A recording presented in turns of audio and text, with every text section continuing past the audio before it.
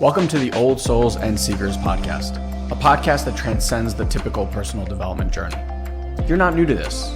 You've read the books, attended the seminars, and perhaps even tried various coaching programs, yet something still feels amiss. Elon and Guy have over 2 decades of relentless searching and $1 million invested in their personal growth quest. Here's the revelation. You're not missing anything. You're not even behind. You might have just been searching in the wrong places. In each episode, we'll uncover the most effective, straightforward practices that have profoundly impacted our lives and the tens of thousands of our clients from all over the world. This is about real, sustainable results for those dedicated to their personal and spiritual growth. So get ready to explore and enjoy the show.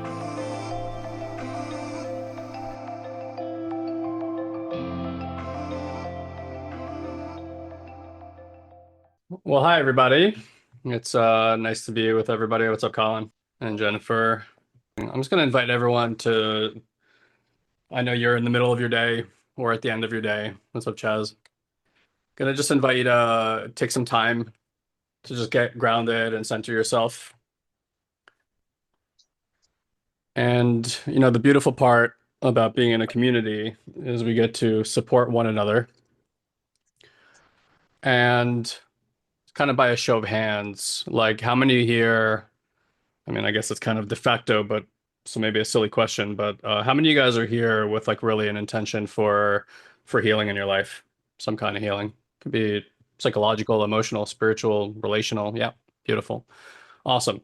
So something special happens when a bunch of people come into a room with the intention for healing. And just to kind of promote here a little bit, plug it. Our live event is coming up here in 11 days. So if you don't know, you're all invited. And if you're not getting emails from that, please reach out to our support team so that you're getting the information on that. But just to kind of plug it now, May 17th, May 18th, it's about 6, usually maybe up to 7 hours per day of training with Elon and myself. But we do that work in a cohort. And we do that because there's just something that happens in a group setting that just doesn't happen when you're working individually or even if you're working relationally. And I'll take a moment here to just explain, if you'll let me, just kind of like why things are designed that way. And so if you kind of just think about the nature of consciousness and the nature of development in general, right? Like human beings by our nature, we're relational beings. Would we all agree with that? Social creatures? Yes, just give me a little nod or a little thumbs up or something, right? If that makes sense to you. And, we can see the opposite end of that too, is like what happens, for example, when a person is put in isolation, like in a prison or just in general isolation, right? Like, or you see a homeless person talking to themselves. Well, what creates that? So I believe that it's what happens to somebody when they're feeling disconnected relationally. The mind has to schism and create like a second persona, right? Which we would call like schizophrenia, that they get to talk to because it's that important to a human being to have some kind of a relationship. If you guys remember that movie with Tom Hanks, it was a Castaway? Castaway? Island by himself? Yeah, and he has Wilson, right? Wilson! And then I actually not too long ago watched that movie again. Like I cannot cry when Wilson, like I cannot not cry when Wilson goes into the water. And it's just a ball, right? But relationally, it's that important. And I think that's what makes that scene so moving, is that you can relate to what it feels like to have this heartbreak of this relationship go away and to really not know who you are without it. So why do I mention that? Because when it comes to the constraints that we're all experiencing, that we might call trauma or difficulties that we're having in our lives, like trauma is not something that typically happens in isolation. Like there may be exceptions to that rule, where something happened along the way, but you weren't like 3 years old and you thought to yourself, let me go into this room by myself and begin to self-flagellate myself and hit myself because I want to experience some trauma. Like none of us did that. Right? The trauma happened somewhere in relationship. Yes? Does that make sense? So what does that tell you about the nature of healing? and how people approach it. Because what is it that people do with healing work? They feel maybe an air of shame or blame or guilt about this quote characteristic trait that they have. And then what do they try to do? They try to figure it out in isolation. Yes, you guys kind of relate to this. And well, look, we did that too, right? For a really long time. I'll read the books, I'll do the courses, blah, blah, blah. And then there's this feeling, it's like the Instagram feeling, like I'll show the world when I have it all figured out. And then I'll show everybody when it's like I'm on the other side of it and then tell the story, which is, yeah, there's some vulnerability in that, but it's like when you're really in the mess, like to share it while you're in the mess is like the most vulnerable place, when you haven't gotten it all figured out. So my point here is that if the trauma happened relationally, it usually happened with you or another, generally speaking, like a caregiver, right, or a parent of some kind. And then other trauma may have happened with you in a group. Like we all have that story where you have to like read the book report or you raise your hand when you're like 3 years old, really excited to tell your teacher the answer, and she tells you it's wrong and everyone laughs, right? Like the prototypical stuff. And so like that's kind of how this stuff is organized. But what that should inform us is that if it got organized that way, how does the healing and the repair need to happen also? Needs to happen relationally, right? And so for those, how many of you guys are doing mini practices, either just getting going or on a regular basis? Okay. And if you're not yet, please don't, again, don't self-flagellate yourself about that. Because I wanna say that sitting with a stranger for the first time can bring up a lot of stuff just about getting into a room with somebody, right? And saying, hey, we're gonna sit here and offer each other presence when I don't have any background of relatedness with you. I don't know who you are. I don't know what you're doing here, but I think what we can all kind of work off of is if people are in this community and if they're reaching out or offering that kind of support to one another, you already know what their intention is. Again, how many of you guys are here for some kind of healing? And how many of you guys are deeply committed to getting that healing in your life, to like experiencing that healing? Yeah, no shit, right? So like that's who's in the room and that's who's in the community. And maybe there are exceptions to that. Like some people select in and I don't know, maybe have some ulterior motives. Like I can't control that. Neither Elon can I. And if that stuff ever comes up, which it really almost never does, to be honest, but like that's who's here. And so when we come together, whether you're consciously aware of it or not, or even if it's in the unseen unconscious, the intention for healing in a group setting creates a type of energy that allows for us to access levels of healing that are normally not available, even in a one-to-one, or just not. Like whatever you guys think about Elon and I, our capacities or our talents, I mean, yes, and like there's some of that going on, perhaps. We're all gifted in our own ways. We all have the proclivities that we have in terms of what we enjoy doing, what we put our time. Elon and I just it happens to be the what we're super passionate about is healing work, is working with people and doing transformational work. So the time invested 23 years and the money spent over $1 million to us is not that even big of a deal. It's like, of course we would do that. That's just what we Mhm. enjoy doing. Like that's what we want to put our time. And then, like our talents have come from working with people for 23 years, navigating difficult conversations, Loads navigating, and loads and loads of people. yeah, difficult circumstances. And I can only tell you, you take it for what it's worth. If our words are value to you, it's like when we get into a group setting, it's not Elon and I doing healing work. That would be a mistake to think of it that way. Elon and I, if anything, the only thing we're ever trying to do with you guys is show you what teachers have shown us, what those men and women in the Himalayan caves have passed down and taught to us as ancient wisdom practices, what neuroscience and quantum physics and modern psychology is all pointing to. We all have an intelligence that was baked into our system. It's inside of us, all around us, everywhere around us, and it ultimately is what is doing the healing. You can call that God, you can call it spirit, you can call it intelligence, you can call it universe. I don't really care what you call it. The name is irrelevant to me. But I want to say this again, and I've said this many times, but it's always worth repeating. It's like this is something that is observable with the human eye, this intelligence. It's not as esoteric as you think,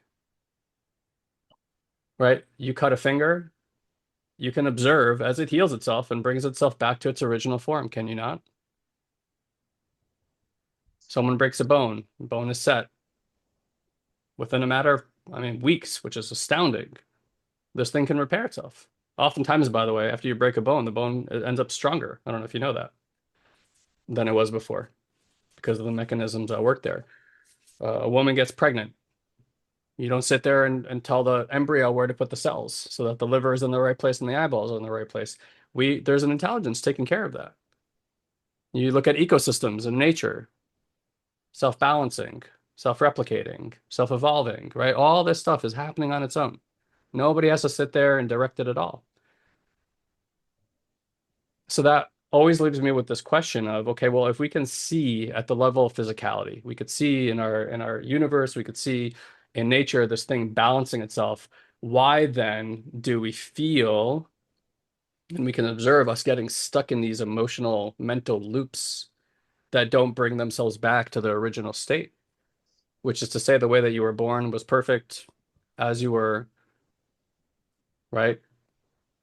So so much of healing work is not about addition. Hey, let's do these things so we can add more, create more complexity and more layering.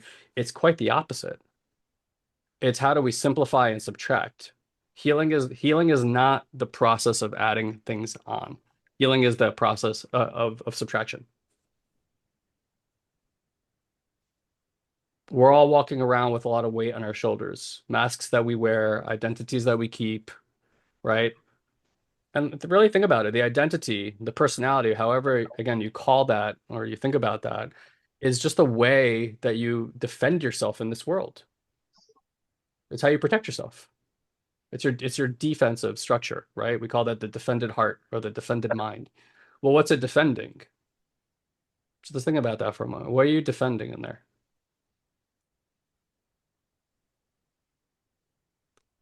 My offering is something sensitive. Human beings are sensitive creatures.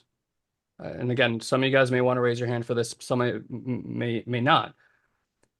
How many of you guys know intuitively whether that's who you are in the world and on the surface? That's one thing, what you show to the world, right? But how many of you guys know that you're like a sensitive little boy or little girl inside? Like, and that hasn't changed. I don't care if you're the biggest, roughest, toughest, 300-pound gorilla of a man in a room, right? Inside, there's no size to consciousness, right? It's not like the body, the size of the body determine the sensitivity of the child inside. And it's easy to make that mistake because Elon and I didn't grow up in a household where sensitivity was appreciated. My father didn't grow up in a household where sensitivity was appreciated, right? We're fucking warriors. Like that's the reality.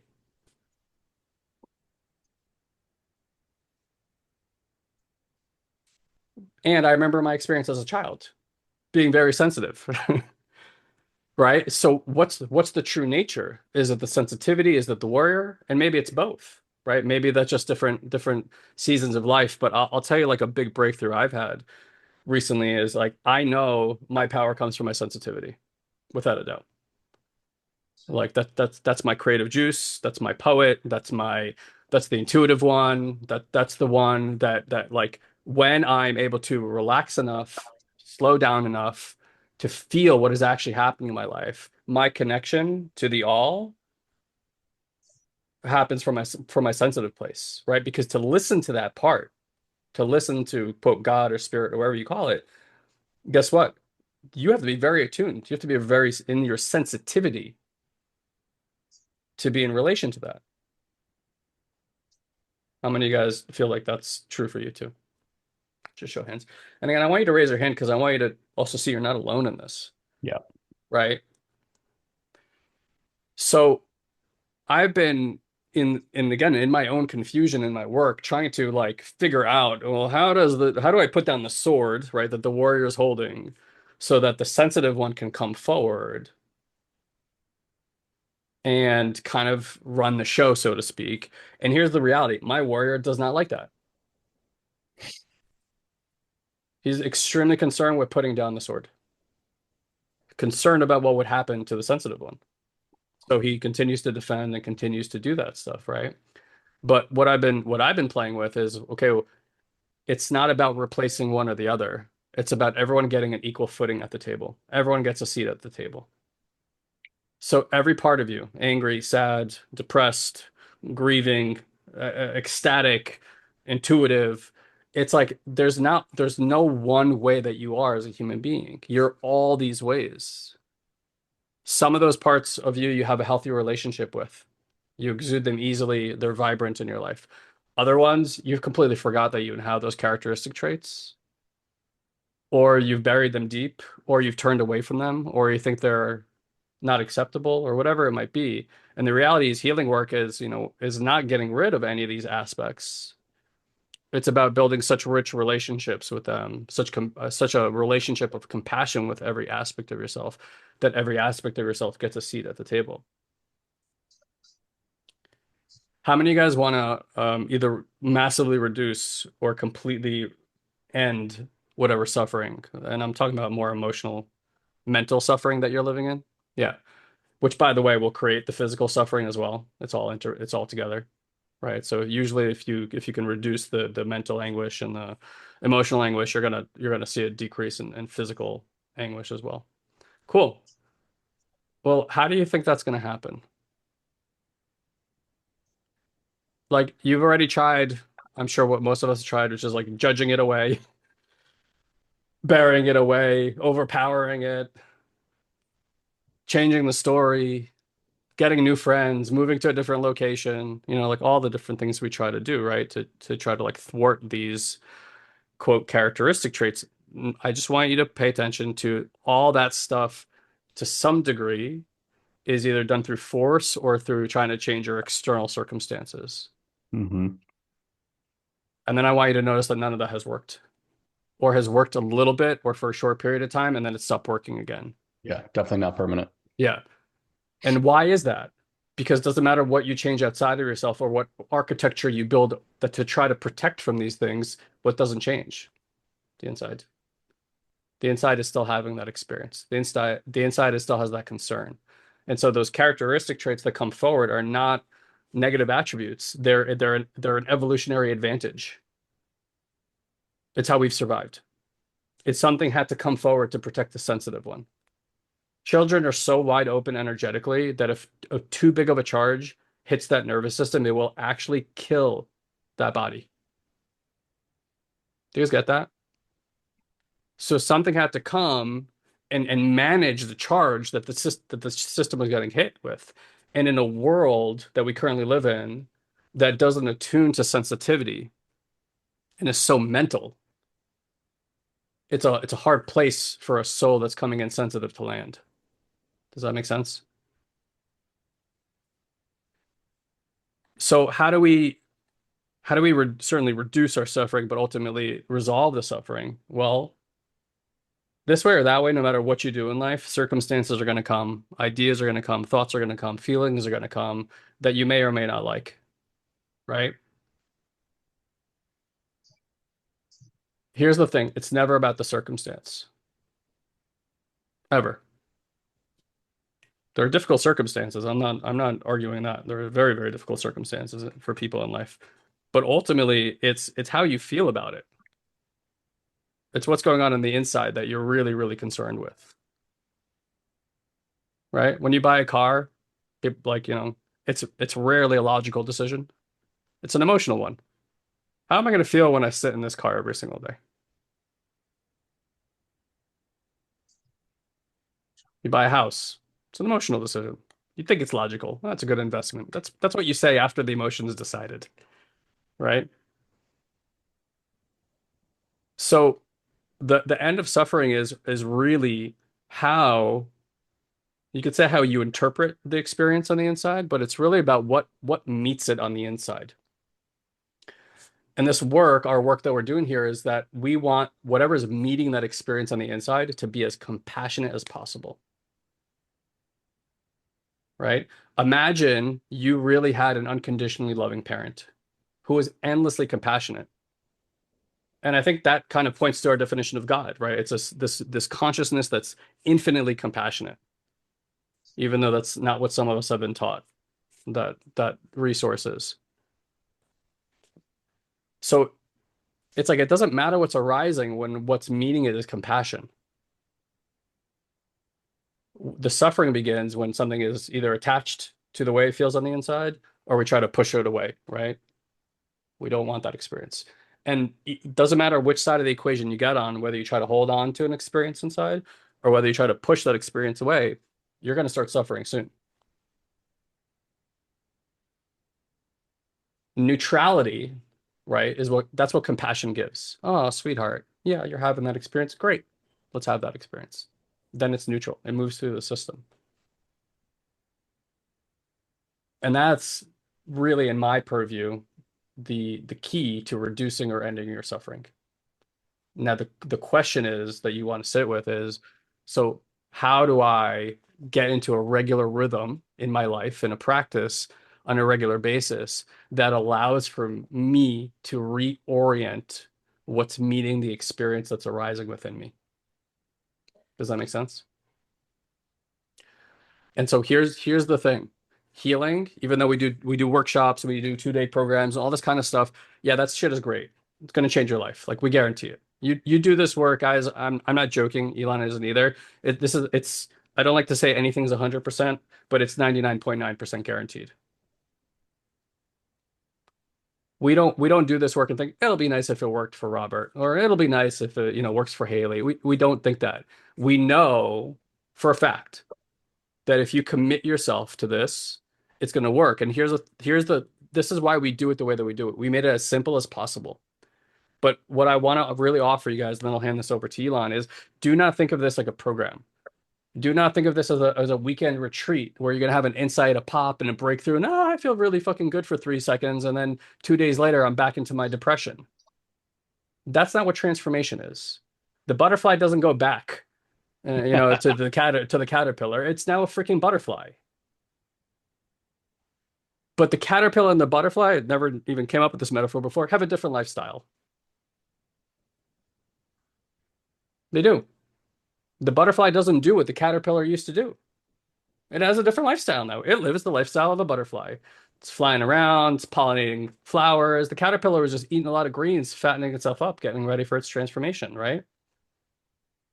So you cannot continue to live the same lifestyle you were living before and expect for you to have predictable and sustainable transformation in your life. You just can't do it. You can do a lot of the same stuff, but but you got to make a change. If you're dealing with like being, like you're a few pounds overweight. Has anybody been ever a few pounds overweight in their life before? Okay, cool. So it's not a secret at the end of the day. And granted, there's some situations where people just can't do this stuff. But like if you want to be in halfway decent shape in your life, or if you have a commitment to like having a six pack, guess what? There are certain things you got to follow as a lifestyle that will guarantee that end result. True or not true, right? Calorie deficit, work out fairly regularly, don't eat shitty food. You're on your way. Lifestyle, right? What we're teaching you guys here, I want you to think of it less as a program and more of a lifestyle. Minis is not something you do fly by night and you're like, cool, I did this for 6 months. My life has worked out now. No, it's a lifestyle. Why? Because human beings, where I started, are relational. You're going to be relational till the day you die, I hope. So what does that mean? I need to regularly get what? Into a situation where I feel like I'm in presence and safe bonding. Do you understand that? Do you understand the impact of this on your psychology, on your emotional state? Like I just want you to feel into what it would be like if everyone in this world got attuned presence. Let's take a minute and feel into that together. Like and I can hear John Lennon's Imagine All the People like playing in the background. Like what if we were structured as a society where on a regular basis people got attuned presence Do you think young men would be wearing black trench coats and going into schools and shooting children if they just got some fucking connection?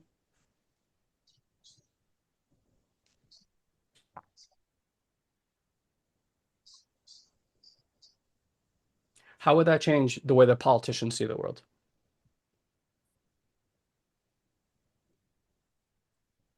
How would that impact the economic decisions that we make?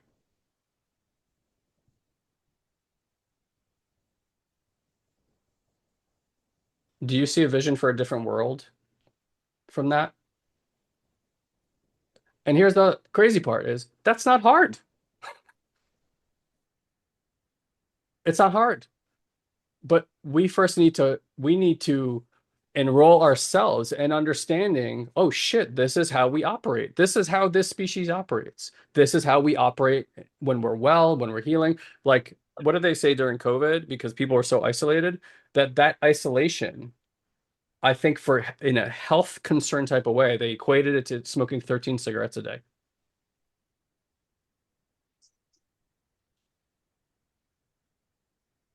Fact. I'm not making this stuff up. This is not spiritual mumbo jumbo. This is just, I don't know, it's pretty logical when you start thinking about it, right? So guess what? If you work inside of a container of people who have come to this realization and are saying, oh my God, one of the best ways to get myself stable, grounded, experiencing well-being, having safe bonding in my life is just sitting with people, getting new feedback to my nervous system on a regular basis. It's safe to be here. I'm worthy of someone's presence, right? Again, just feel what that does to the nervous system. Feel that to your nervous system, what that does for you. Now, do you see over a long enough timeline, if you continue to commit to doing that, do you think that there's any way that you're not going to start experiencing more well-being in your life?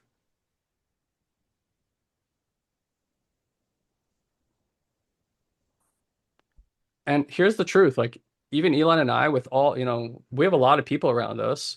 We've had to build those support systems in to create those kind of feedback loops in our lives. But a lot of you guys, you don't have that. You don't get it from your family. You don't get it from your friends. Like you have, I don't know how to quantify how your relationships are going, but you might be getting a lot of stuff from your relationships. But a lot of times it's like, in a lot of relationships, they're designed around trauma sharing. It's like they're gossip and trauma sharing. You're not getting this kind of juice from it. And then you try to do the work and you're changing and shifting, but guess what? You're not met in your primary relationships with that change, and it's heartbreaking. Yes? You guys know what I'm talking about? You have like this transformative experience, you try to share about it. They don't understand what the hell you're talking about. You look like cuckoo brains to them because you've gone off the deep end. But here's the reality. The design of relationships is they don't want it, they don't want change.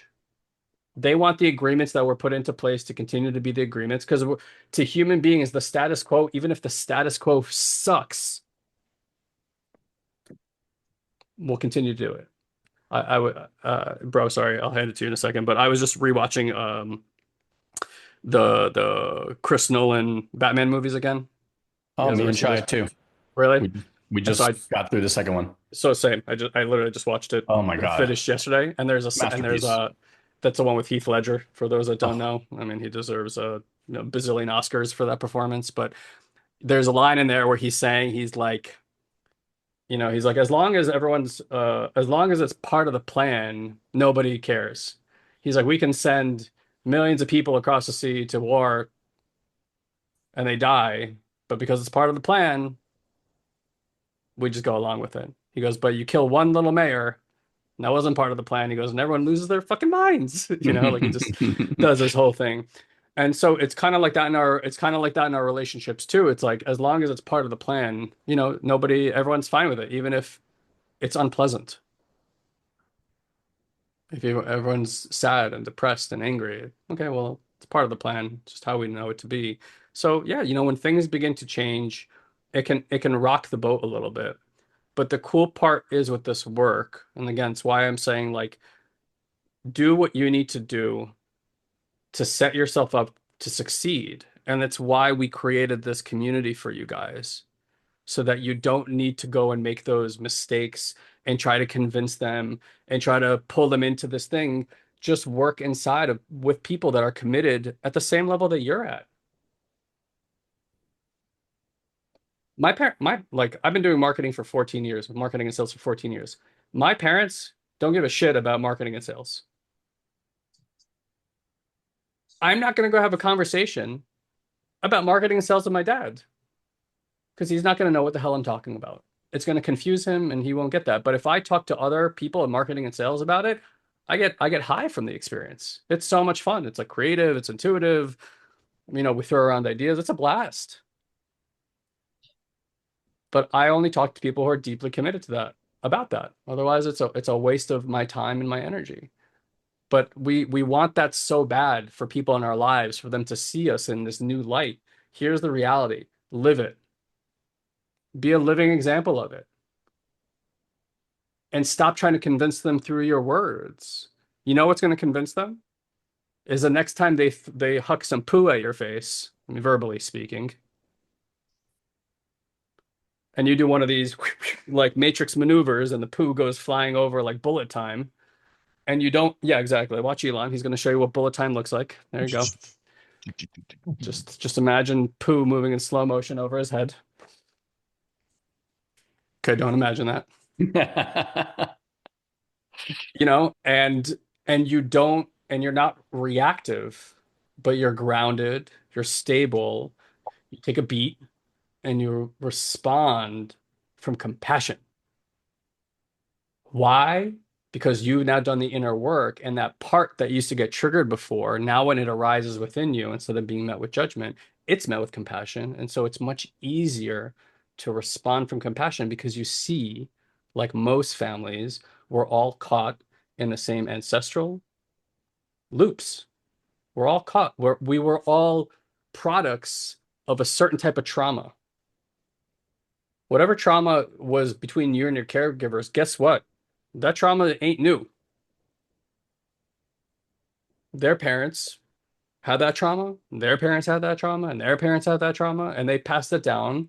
And every generation is a filtered version of that trauma to the best that they could do with the information and experiences that that generation had to filter that trauma in a different way. And I want to just give you this visual, and then sorry, bro, I really will hand it over to you. It just keeps coming. But we worked with this very wise African mystic for a bit of time. And she gave us this beautiful metaphor. And she said, imagine your ancestry is kind of standing behind you like in a V, like kind of the way that ducks fly in the air. And she said, for generations, there's like everyone's like praying for healing, right? Praying for this resolution, praying, praying, praying. And then there's you. Are you feeling inspired by these podcasts? Is this approach striking a chord with you? Imagine taking this journey even further with personal coaching from Guy and I, right from your own home on Zoom. Join us at our next live event. They happen quarterly. It's an accessible, cost-effective way to dive deep into these transformative practices, not just theoretically, but experientially. Attendees often share that they've experienced unprecedented levels of peace, support, forgiveness, and awareness. Remember, healing isn't just a mental exercise. It must be felt and released through the body. So here's a special gift just for you, our valued listener. Visit intuitivemind.live and use the coupon code OLDSOUL to receive 25% off your ticket. The Intuitive Mind event is unlike any other. So impactful that many participants return multiple times, some as many as 10, 12, even 15 times. Plus, once you register, we'll immediately send you a recording of a previous event so that you can start practicing right away. Don't miss this opportunity. Go to intuitivemind.live, secure your spot for our next live event using the coupon code OLDSOUL, and start your transformative journey today. Now, back to the show. And you're like at the tip of that spear. And when you decide to do work like this, which is not just, you think it's just work for you, but you're clearing for the ancestral lines. And those ancestral lines impact the entire planet. It's literally like the timelines of everything that we've ever done, all the trauma that we've caused for ourselves, and confusion and frustration and, misalignment that we've done it in. But it's like you're the answer to those prayers.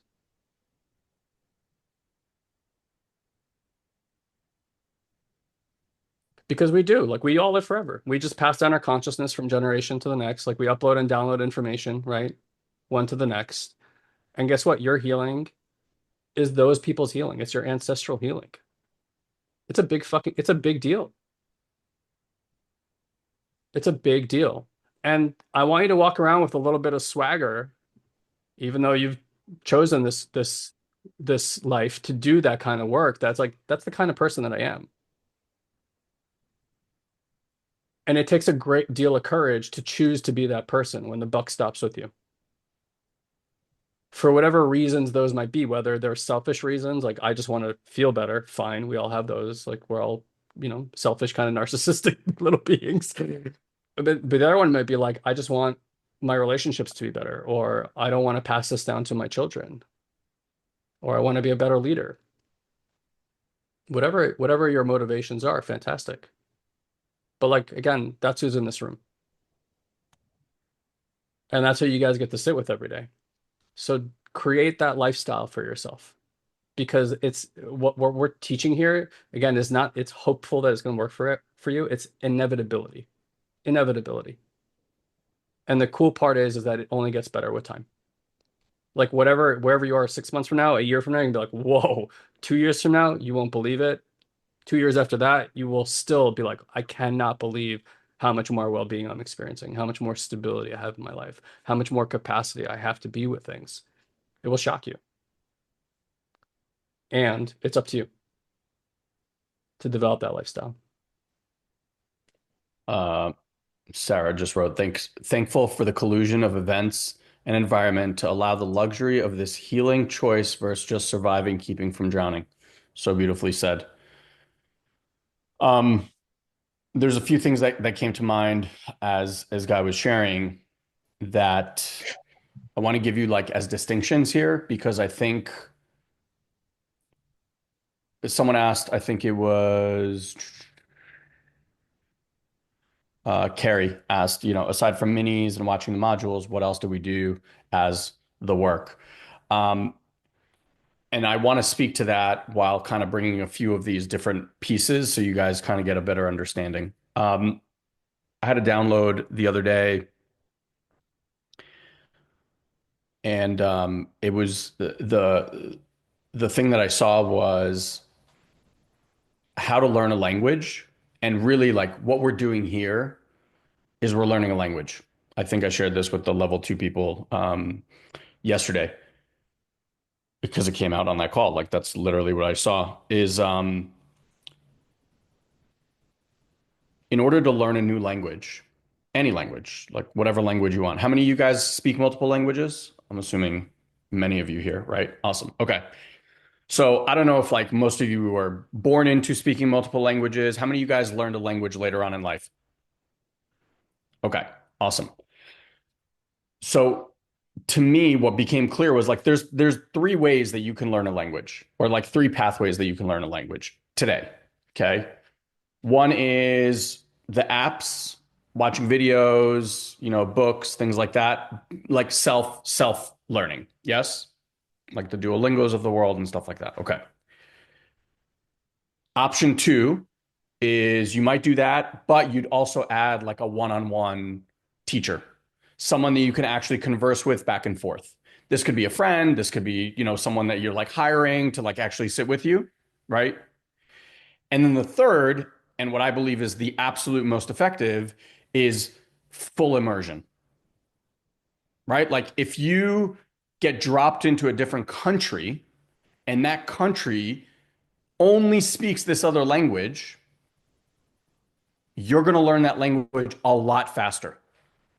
Would you guys agree with those three things?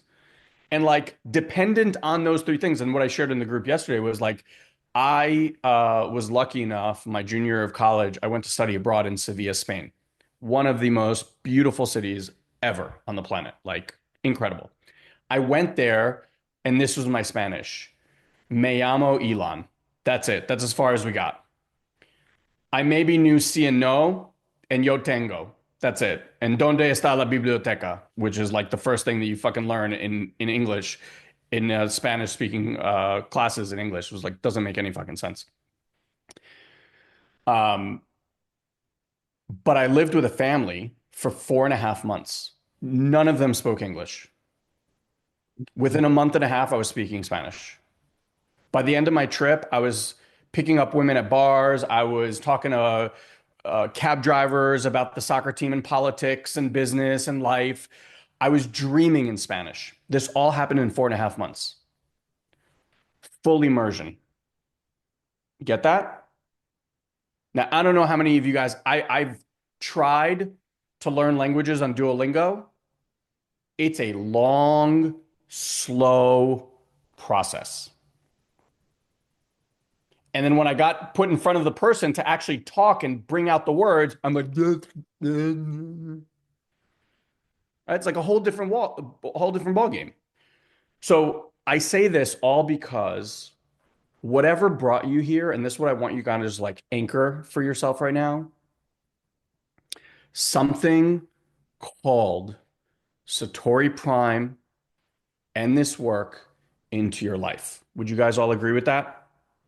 Like I talk to many of you, and I can't tell you how many times someone will be like, "Oh my God, I was praying, I had this thing happen in my life. Next thing I know, I open the computer and like you guys are right there." How many of you guys had an experience like that? It's like we just like showed up and you're like, "This is fucking exactly what I was asking for."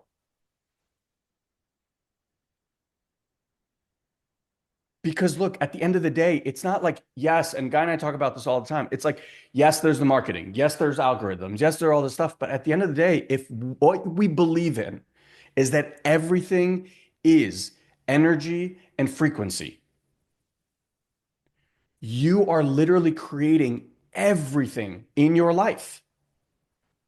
It's not even happening for you, right? Like that big transition when you start doing personal development is like you going out of like, why is this happening to me? And then you switch into this is happening for me, right? That's like the upgrade where you start taking responsibility and you realize, oh, like I actually have a say about this.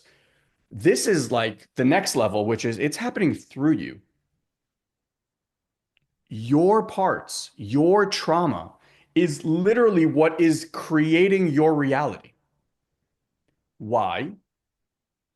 Because these little ones inside, how many of you guys have kids? Okay. Would you agree with me when I say that our children, as good as your spouse is at being a mirror for you for your personal growth, would everyone agree that your children are like this other level of ninja that you didn't even know existed? They have like, Haley's like, oh yeah, right? It's like it's fascinating. They know exactly the sequence of what to push, how to push, like, and they get in there and you're like, ugh.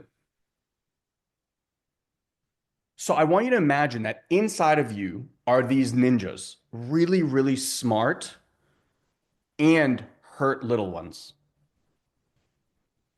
And what they want is your attention. Now, if I said to you, your kids, if they want your attention, are they eventually getting your attention? It doesn't matter how much you try to ignore it. It doesn't matter how much you try to run away from it. Like, they're going to get you. So these little ones inside are doing the exact same thing. But they have this very incredible power where they can manipulate your external 3D world reality in such a way that you can't turn away from the pain and the discomfort that is happening inside. Am I right? And it shows up in your relationships. It shows up in your health. It shows up in your finances, right? And it doesn't matter how hard you have tried to learn or read all these beautiful spiritual books. Mel Robbins' like book now is like going like crazy. Why? Because everyone wants a quick fix. It's like, my God, make it stop. Do you know how it stops? How does it stop? When you actually heal the little one, when you actually turn inside and give the little one what it wants. Yes? Are we in agreement? Here's the problem. Do any of you actually know how to meet the little one and give it what it wants? Candy. Nope. I mean, and my guess is most of you have read a lot of books and been on a lot of seminars. And still, has anyone showed you, has anyone told you this is how you go be with the little one? And even if they did, here's the thing, it still wouldn't make a difference. And do you know why? Because until you experientially feel what that attunement to that little one feels like, you will never be able to do it. And the reason that you don't know what that feels like is, drum roll please, because mom and dad didn't give it to you. Not because they didn't want to, because no one gave it to them. This is what Guy was talking about. You know, like we just lineage. It's like a little bit less.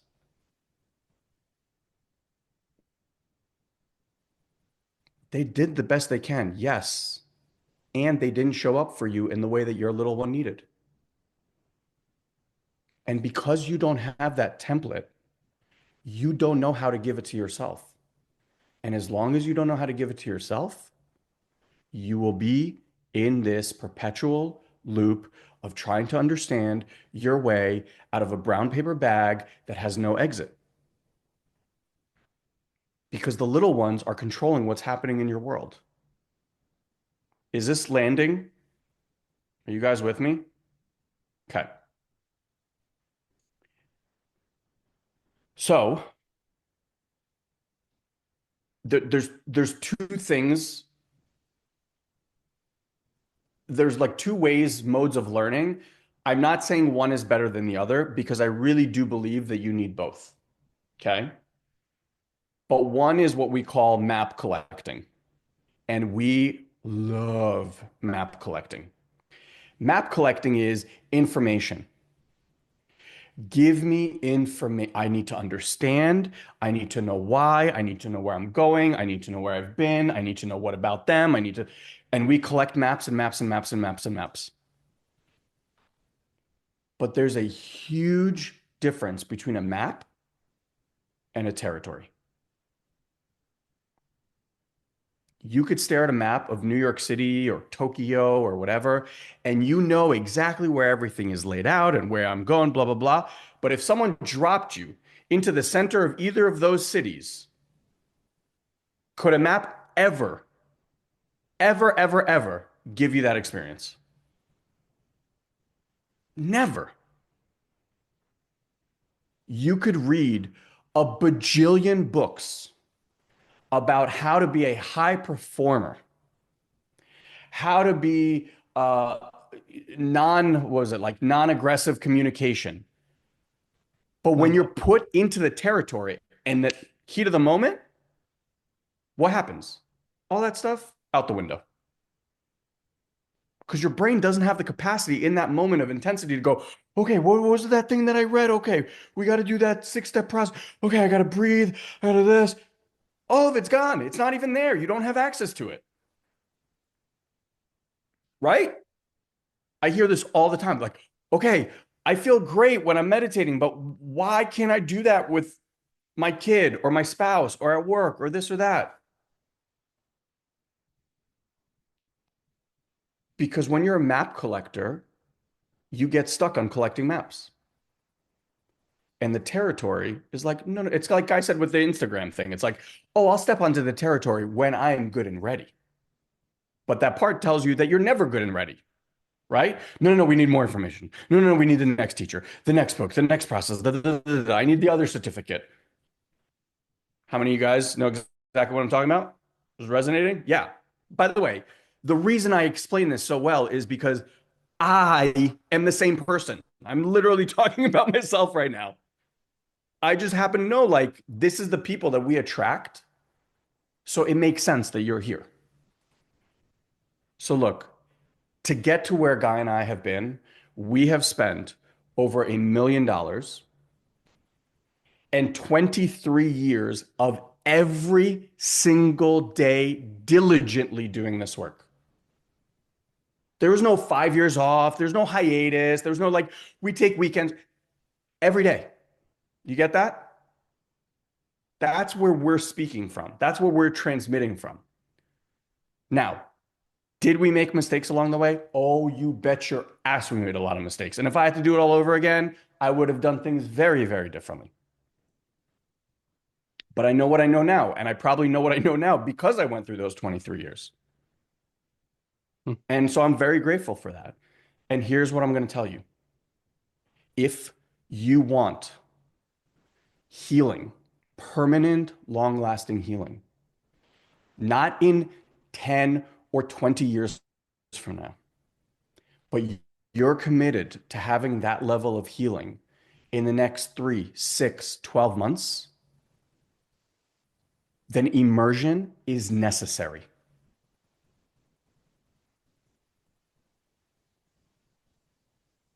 And I don't know what your timeline is because I don't know what's happening in your life and I don't know how urgent it is for you.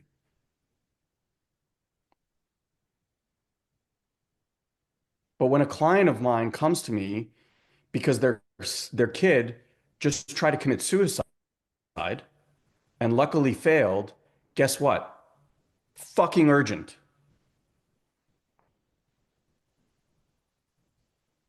When a person gets a health diagnosis from a doctor that tells them if they don't switch this, this, or this, they're going to die in the next 12 months, guess what? Fucking urgent.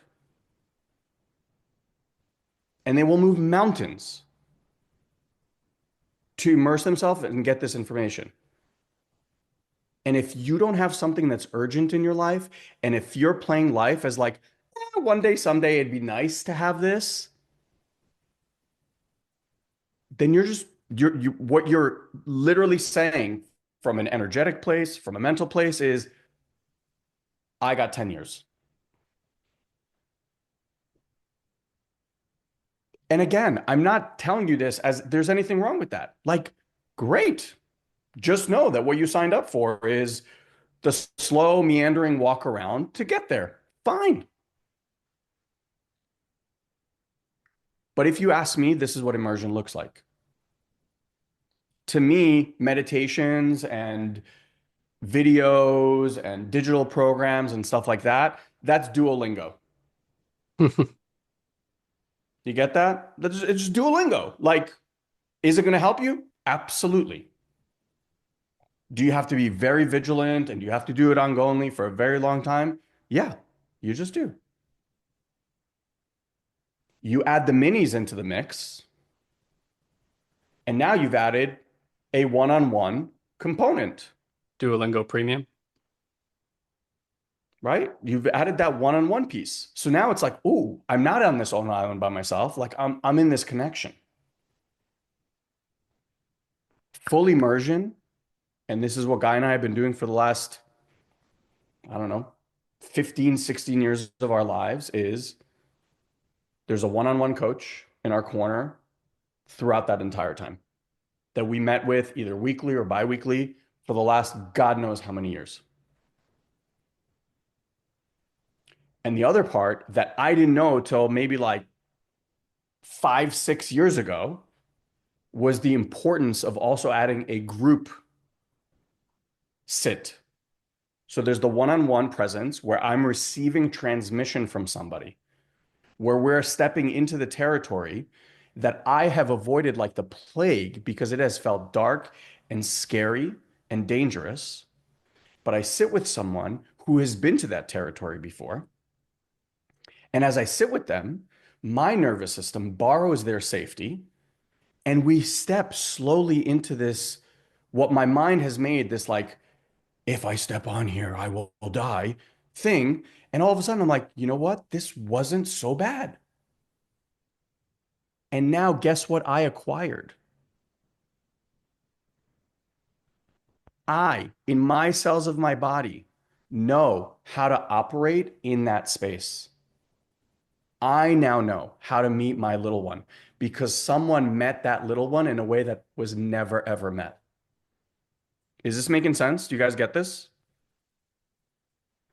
And because traumas happened either when you were with someone or with a group of someone's, you have to have both. We didn't know that for a long time. So, like, you have to be able to sit in group field containers as well so that you can get that. Aaron, for example, yesterday, how powerful, if you want to share anything, like, how powerful was it for you to just step out and actually be held by the group yesterday? Yeah, I mean, that was incredibly powerful, and I definitely would not have had that experience on my own. Yeah. Yeah. And it was just like first of all, it was so beautiful for all of us to be able to like do that for Aaron because you get to know yourself as someone that can do that for other. But Aaron got like a piece that had been holding her back, got met in a way where all of a sudden she's like, whoa. And even she was describing it as she was going through it. It's like there's a part that doesn't believe that someone's actually out there holding you. Like it doesn't trust because we've been hurt so many times. You guys get that? Like, and it's not because you're doing something wrong. It's just this is the template. You got what you got and you don't got what you don't got. It's as simple as that. And so, look, my invitation is this: take a cold, hard look, whether that's journaling, whether that's sitting, whether that's doing whatever you got to do, but really feel into why am I here? And I don't mean like here, Satori Prime land here. I mean like as a human, why am I here? Mm.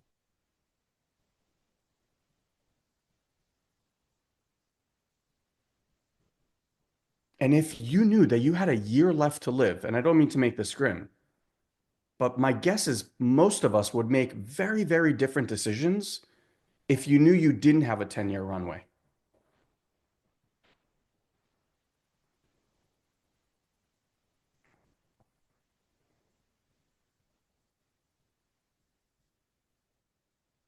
The results that people are able to produce when they put those three pieces together as a practice, just like brushing teeth, awareness, meditation practices, minis plus one-on-one and group sits. If you can do those three things on a regular basis, it is unimaginable to you what you can achieve in the next 6 to 12 months. Mm. Unimaginable. Your brain can't even create that kind of future because it's so ground into where you are right now. You're Wait, going to think so small because you're like, oh, I would like it to be like a little bit better.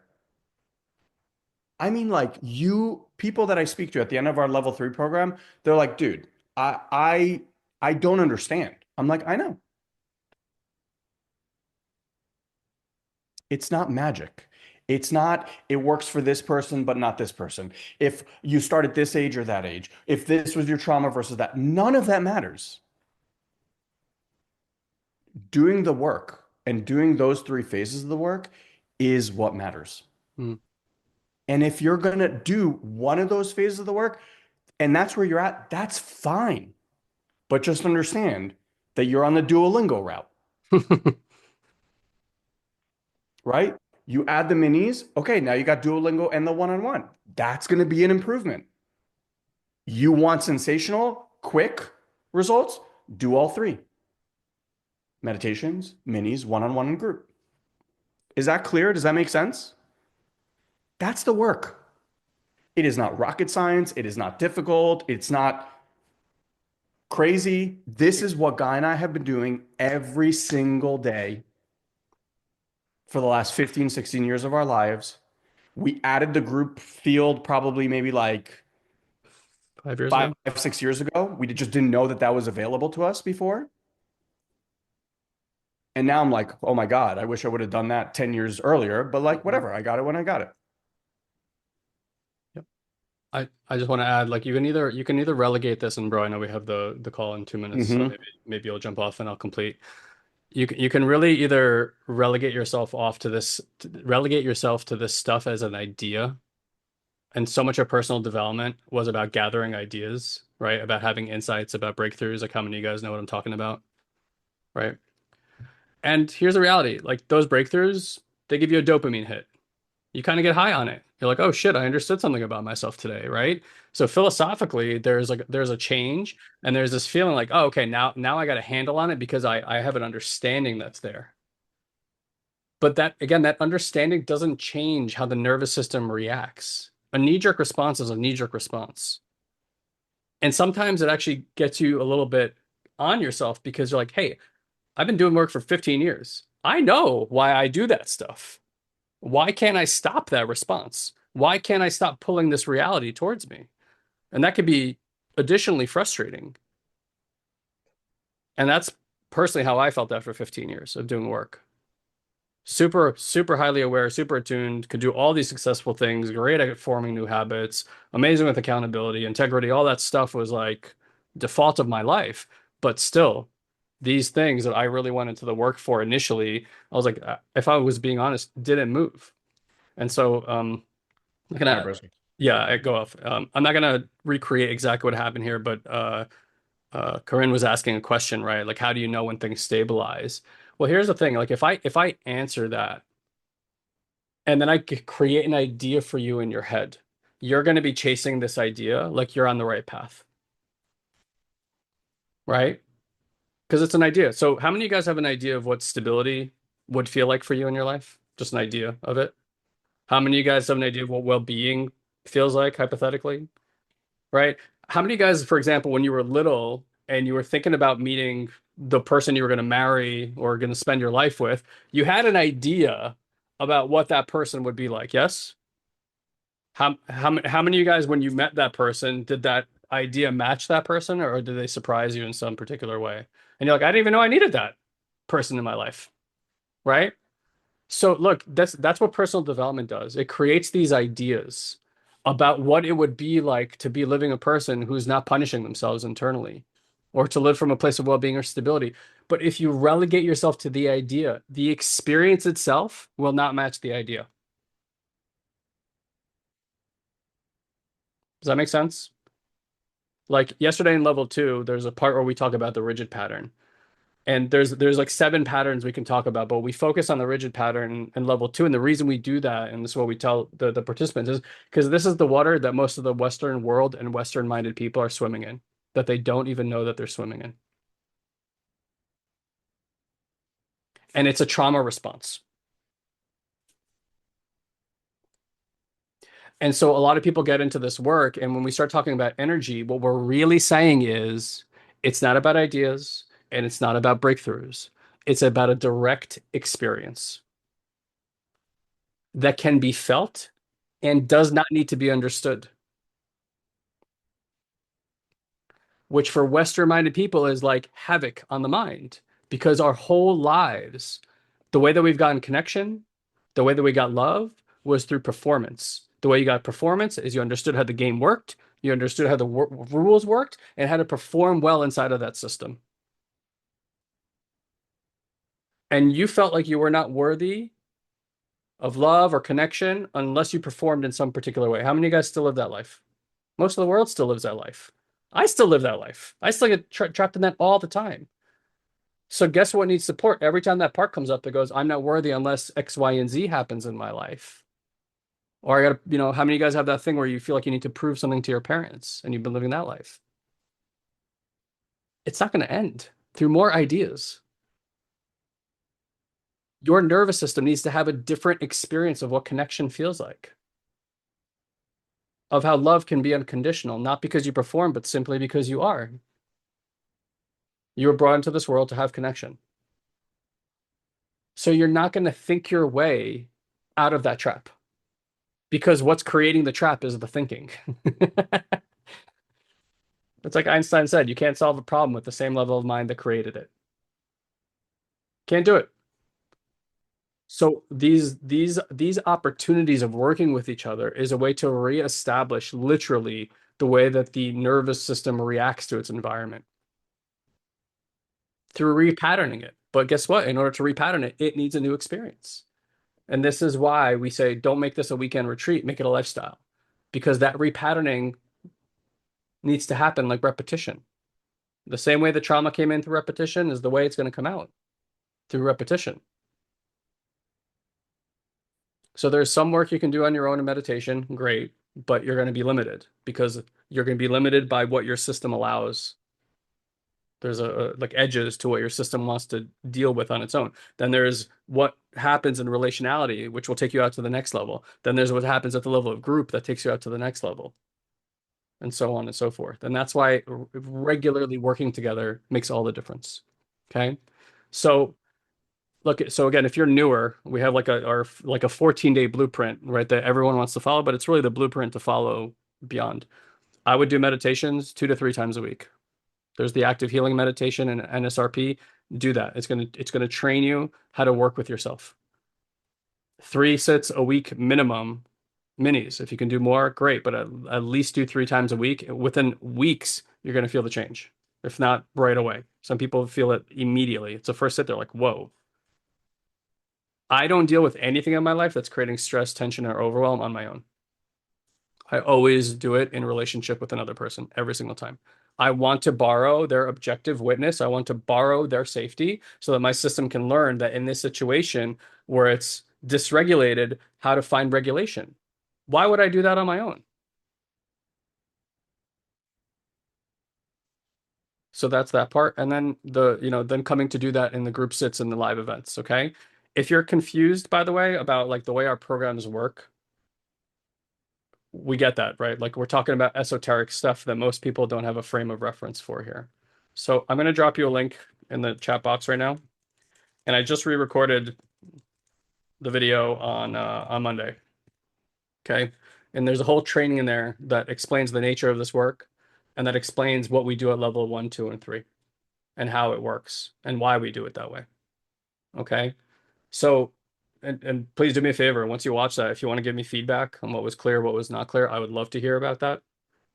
And we understand that coming in here, we're constantly optimizing for how to onboard people better and give as much clarity as to the work that we do, what are the right steps to take in order to get the most from the work. And then like if you are somebody who really wants to take that next step, and when I say that, I mean like you are somebody who's deeply committed and you want to not just have these conversations and be a student or practitioner of this work, like you want to master what Elon and I have spent the last 10 years of our lives mastering. We want to have a conversation with you because you're a prime candidate to go do level 2 and level 3 work. So do me a favor, if you're in that boat, go watch that video so that you're well informed about the nature of our work, the nature of the programs, and then book yourself in for a one-on-one call. Generally speaking, that call is with either Elon or one of our senior consultants. Okay. If for whatever reason, here's the other place you might be. Either you are in a place in your life right now that you're really in a financial struggle, meaning you're on some kind of fixed income and the time and the money to go put into a program like that is really not possible for you. That's what I would tell you. Go play in the level 1 program. Okay. You can self-enroll in that. It's $97 a month. It's 2 live group coaching calls every single week. It's an advanced curriculum about mindset and healing work. It's very, very, very good. And so we designed that specifically that if you don't have the time and or money or desire to go into mastering this work, that you at least have a community of people that you can plug into on a regular basis. That's for you. Okay. And I also want you to know that level 2 and level 3, we have payment plans, we have ways to get you guys financed. And so if you have that desire, you have that commitment, at least come have a conversation and find out what it is that we can do for you. Okay, and how we can get you into those kind of programs. But you can work with us, with me and Elon directly for as little as 4 months, all the way up to 16 months between level 2 and level 3. And that's what we mean with immersion. It's like if you really want to learn and you want to fast track yourself, put yourself into a situation where week in and week out, you know that you're doing some kind of practice and that you're with people who are matching or exceeding that level of commitment. That's how you grow in anything, whether it's sports or any other craft that you're going to do, right? So that's the invitation here. Again, I'd love your feedback on that video. Make sure it's nice and clear. And yeah, look, we appreciate you being here. Please come back every single week, be part of these conversations, if nothing more, again, to just like tune in, get these little reminders, and like really see if you can, between this week and next week, Like, you guys are doing work, you're becoming highly aware, attuned individuals. I know what it's like when you feel like you're sliding back or something is going on in your life that you expected. You're like, okay, I thought this was over, and here it is again. That happens to all of us. I'm 23 years into the work. I still make the mistakes I made on day one. But here's the reality. Like, today, I don't put that pressure on myself anymore to be a perfect human being. I'll be the first to tell you I'm not enlightened. I've yet to meet an enlightened human being. I know some that are pretty up there, but no one's perfect. And we all still have this wonderful mechanism called an ego that we're all walking around with. And there's two ways out of that ego trap: either become enlightened or die. All right, those are kind of the pathways to ending the ego trap. So, like, we all need people around us to remind us. And today I love having people around me that remind me, because it gets me back on track quicker. I don't blame myself when I'm reactive to something, but every time I get reactive, I also get excited. I'm like, great, another thing I get to sit with and bring more safety into, more well-being into, more stability into. And so, like, I don't think about it as a bad thing. I'm like, great, something else revealed itself to me that I get to sit with, the presence. Fantastic. That means I'm going to experience more stability and more well-being in my life soon. And that's the shift, is recognizing that whatever is arriving in your life is not trying to hurt you or harm you. It's really just here to show you, here's your next step. And if you apply these practices to that next step on a regular basis, you will not believe your life experience. You will not. I guarantee it. Okay? So love you all. Check out that link. It's satoriprime.com/programs if you're not on the live call right now. So satoriprime.com/programs to check out all the information. If we can support you in any way, please do not hesitate to reach out. Okay? Love you all. Thank you, dear one, for choosing to share a bit of your day with us. We value you greatly. And as a way to give back and help you to deepen these practices, we want to invite you to join our incredible community on Facebook. You can do so easily by going to joinoldsouls.com and ask for an invite. This is our private community where old souls and seekers are able to grow and share their journey with others. We hold exclusive weekly live streams, we answer your personal questions, and offer valuable insights that we won't be able to share here on the podcast. So again, just head to joinoldsouls.com and grab your invite today. And as always, if you enjoy this podcast, please head to iTunes and leave us a review. It's the only way other people can find this show. So if it's making a difference in your life, please share the love. Until we meet again, have an amazing week, dear one.